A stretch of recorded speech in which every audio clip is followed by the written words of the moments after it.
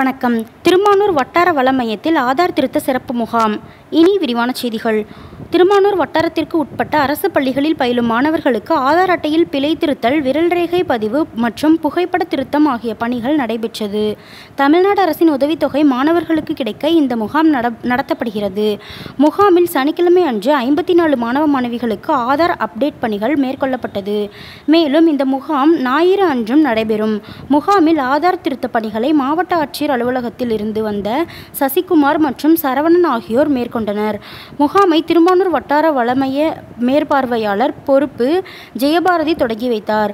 முகாம் ஏற்பாடுகளை இல்லம் தேடி கல்வி ஒருங்கிணைப்பாளர் சிவகுமார் மற்றும் ஆசிரியர் பயிற்றுனர் செந்தில்குமார் ஆகியோர் செய்திருந்தனர்.